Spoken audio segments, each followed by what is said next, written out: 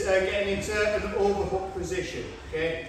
So my natural overhook is the one that's currently being underhooked, okay? For me to get an overhook here, I'm going to have to try and get around, reach, and it's just not going to happen. Alright, so this is my natural overhook. So this hand goes nice and high on the scapula. I'm going to pull it down a little bit to break his posture. If he stays up strong, it can be really difficult to get a good overhook. Okay, so when I'm going for my overhook, I want to break his posture down. Now this is a good position to then get into my overhook position. Once we get to here, this hand's going to grab the wrist. Okay, and this is the start. Okay, so I'm just going to get into that position. So here, I'm not going to pull on, I'm just going to work from over under position. Break the posture first, so a little bit of a pull. Overhook, so I'm nice and high towards the shoulder. Then this hand is just going to grab the wrist. Okay. And Jay does one. So he breaks my posture. He overhooks. Yeah, and he grabs my wrist. Okay. So we'll just get into that position to start off with 1 for 1. On 3. 1, 2, 3. I did this last week in the jiu-jitsu class. We're just going to have another little go on this class and then we'll do a little bit of wrestling before we move on. I'm trying to do a little bit of wrestling in each of these sections, just so that we get like a little bit of something to work on and try and implement when we do live wrestling.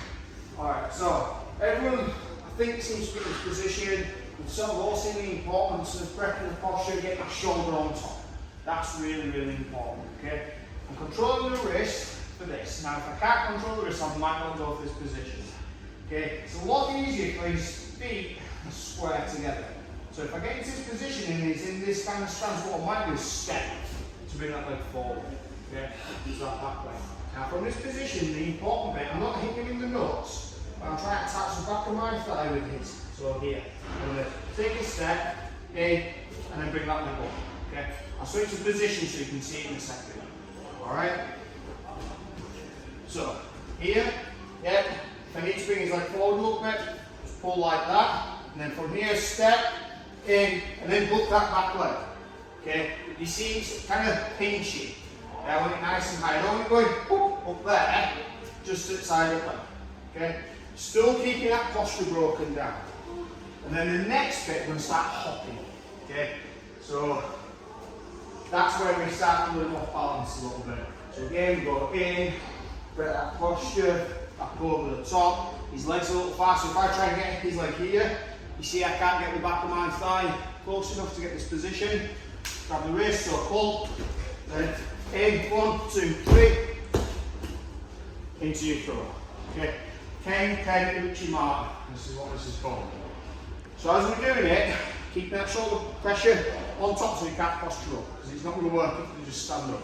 So here, posture down, leg in.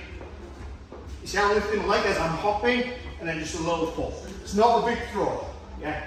It's nice and controlled. Great posture, nice and high. Bring the leg forward if you need to. Grab the wrist. Just keep hopping until you take them down. Yeah? Be careful of our areas, guys. Alright, have a go. 1, 2, 3.